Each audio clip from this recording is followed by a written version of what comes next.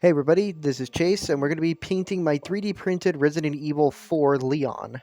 Now, the first color we're going to be using is Uniform Blue for the t-shirt. Now, many people may use the expensive brands like Forleo or Modern Paint, but I really just don't like paying $4 for little bottles on something that probably needs one or two coats. But of course, I have to say that's my opinion, otherwise the internet's going to get mad at me. Like, I just don't see myself paying so much for so little. And then you have the hardcore people degrading others who are using cheap paints because obviously they can't afford it. Now, I say to you, don't go over the hedge when it comes to painting. Go to what you think actually looks the best, and most likely other people are going to think the same as well. And to somebody out there who's trying and trying but somehow can't get it to work or you just can't find a way to like it, just listen to me. Keep trying. I've been doing 3D printing for 5 years, and I just recently started painting them 2 years ago. And only by then I say it was pretty decent. This, in my opinion, has to be one of the best models I painted so far, and I like to continue that and never stop because, practice makes perfect. Now, we're getting to the third coat right here, and I really cannot recommend enough that you guys get any hair dryer you can get your hands on, whether it be your sister's, yours, or, anybody's. I just recommend you just use it from each coat you do because it dries the process much quicker and it can turn a whole 3 day process into literally 3 hours. And another piece of advice, you don't really need one as you can just practice with dry brushing, but I cannot recommend more if you get an airbrush. These things really get the amount of coats and paints that you could really get to, and it just pops out the figure no matter what angle you look at. As I said, once I got this, I never wanted to really go back again because it just really worked so well. The only thing I did complain about is that there was no YouTube videos that teach me from how to thin out the lightest or either the perfect. Either had to go to like, oh my god, get the special water or get special thinners, or hell, there's even paints that just shoot right out because it's already custom made. But I didn't really like that, so I just put a whole bunch of water and just put down as much paint as I could as I thought it was just watered enough. I really couldn't explain how much I had to do that. And the worst part is, I figured that out literally 2 weeks ago. 2 weeks ago, and I had this airbrush for almost a year and I couldn't figure it out because how bad it was to find the right video to teach me. But I was pretty satisfied the way how I got the lighter blue and dark blue to work together, and when I shaded in with the black, it just popped out really well. And I did use Mod Podge onto it because I didn't want to ruin the t-shirt as I was progressing into the statue. And right now I'm going to be working on the pants, and I'm going to be thinning out with paint thinner. Yes, I know I was making fun of paint thinner literally 3 seconds ago, but it's really good at thinning out your paints to make them not as thick, because the thicker your paint is, the worse it's going to be leaving globs onto the statue or canvas or whatever you're working on. So you could just use paint thinner since that's the best one to use, or you could just use plain alcohol from 91% or either 70%. And now I have to say this, the pants had to be the most difficult part I had to work with because it wasn't the fact that they were huge, don't get me wrong. It was the fact that, well, I don't have any type of good glues, and I had to really melt everything together to keep it still, like with a soldering iron. But here's the thing, it wasn't too good of a job. So if I put it any ounce of pressure or got the wrong angle, that thing would have came right fucking down, and I have to start all over again. And I really don't like burn marks on dry paint. It just looks like ass, man. I really just didn't want to risk it. So I just lightly holded it what's a comfortable one I had on my wrist. And I went into the deep crevices because this thing had a lot of detail.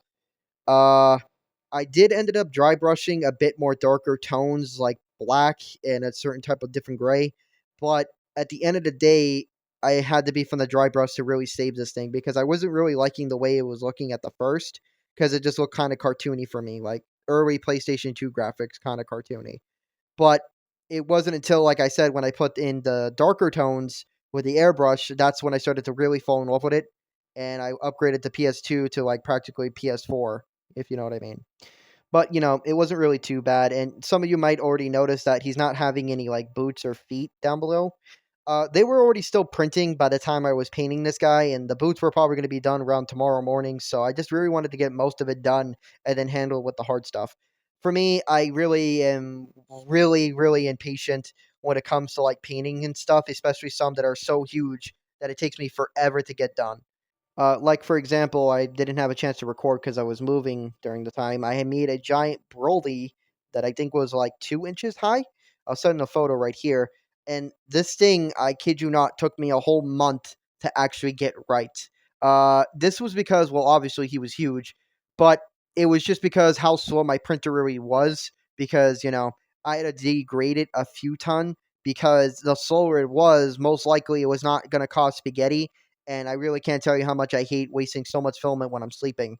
So I found out that the slower your printer is, most likely you're not going to get spaghetti during your print. So I just kept it that way. And me doing that, it took everything I wanted to make forever. I think Leon took about 2 weeks to get done printing, and everything went down pretty smoothly.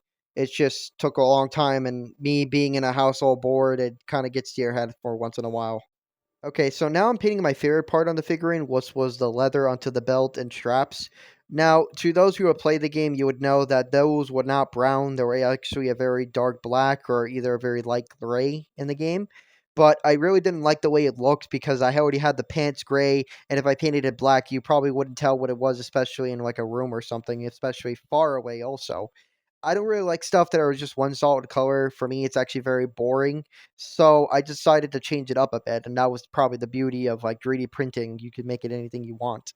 So I ended up just painting it into a dark leather brown, and I just went out for there for 2 coats and dried it with my hairbrush. And once I had the first layer, and when I thought I was pretty satisfied with it, I got into my airbrush and darkened it down with black spray paint so I can give it that leather look after, you've been using it after a while. And as soon as I got the whole brown situation done, I painted the buckles all plain silver and toned it down with a black wash when I soaked up with it with a sponge. And honestly, I love the way how it came out. It looked pretty realistic, and I really wish they probably just had the design in the video game because it looked more better than I expected, honestly. And that's not me trying to be a D or anything, it's just the way how I think. Now, as soon as I got that done, I had to deal with the head part. Now, don't get me wrong, I already worked on the skin, but my footage got corrupted, so that kind of pissed me off. But thankfully, the one with the head I got done today, and I really love the way how it came out. Now, I'm going to be working on the hair first because when it comes to paranoia like me, no matter from how hard I tried, I will always notice like a piece of mark on the skin. And no matter how many coats of paint that I put in, it'll just never go away.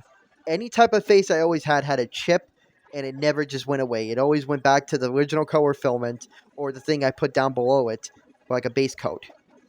I'm actually going to be doing a brown wash onto the hair, and hopefully for whatever cracks are inside the slits, it's going to be just enough for the thing to just do its work. Now, to those who don't have experience, basically what black washing or any type of other paint wash is when you get a certain amount of paint into a bucket of water or bottle and just mix it all together. You want mostly water. And then you just want to soak the whole thing in with that palette and just let it sit there about for a few seconds. Then get a soaked cloth or anything that's like paper or sponge and just clear it all up from there. As soon as you get that done, just wait for it to dry or get your hair dryer and let that do the work. And you want to do that about 3 to 4 times. And trust me, the thing just shows off on itself. Now we're getting into the very hard part, which is the skin tone on the face. And I'm going to take some advice from Mr. Your Dad. I'll leave his link in the description go below. Go check him out. So basically, he used this type of pinkle strategy where you put an undercoat of purple and pink together. And from apparently the bottom layer to the chin to the lips, it makes it more thicker from a harder tone. And from the very top, you want to leave pink since it'll bring out more lighter tones from your eyeballs and everything like that in that nature. And he was 100% true. I just love the way how the thing looks as soon as I put the skin on, and it really made a whole lot of things easier right after that. So, right after I got the pinkle done, I put it on this skin tone, which, by the way, I really recommend you guys pay full any type of price you can, because this will cut the whole thing in half. And now we're going to be using a red wash onto the face one after we get that realistic skin tone on. Now, the reason we're doing this because there's these blood vessels going to the face back and forth, and since we're going to be watering it down, it's not going to stick as well, but it's going to leave undertone very lightly to a point where it actually leaves into a more, like blood is flowing right through the face, especially around the top part. And we're going to be doing this for a while, up until I think 5 to 3 coats, because water down. So take your time with it at the end of the day. Soak it up what you can from like a brush or a sponge or just a wet paper towel, and get your hair dryer and keep drying and drying until you're satisfied with your look. I just recommend that you use this about 5 to 4, maybe up to 6 times, depending from how hard you watered it down. And right after that, you're always going to get your realistic feel. Other people use yellow. I don't really like the way yellow looks. It just kind of ruined it for me. So I had to literally restart the whole thing all over again. So don't be me. Be very careful with the yellow because I don't know any skin tone that has a type of yellow, honestly. But looking back on it, I think they used the yellow for like the eyeballs near it or maybe the lip tone. So maybe you should just use it on that part. Now, as soon as I got done with the washing, I actually went with my lighter skin tone to make everything more better. And this was a type of peach color. And I just went to the jawbone up to the ear, and I went to the forehead down to the neck. That's more from how I do it from this kind of a statue, because this thing was very well detailed. I just really wanted to make the things that popped out more even look more realistic, which was, like I said, his chin and from his forehead that was sticking out for me. So that's actually what I really thought that was perfect in my opinion. So as far as I got this down, I really love the way how it came out. And I know some of you are gonna say I did not put any irises. I just left it plain white. I do not have any type of tiny brushes or markers to do it, but I will have probably a video I'll make somewhere later of how I put eyeballs on my statues since, if I want to really get it done. But yeah, like, comment, subscribe, guys. Hope you enjoyed it.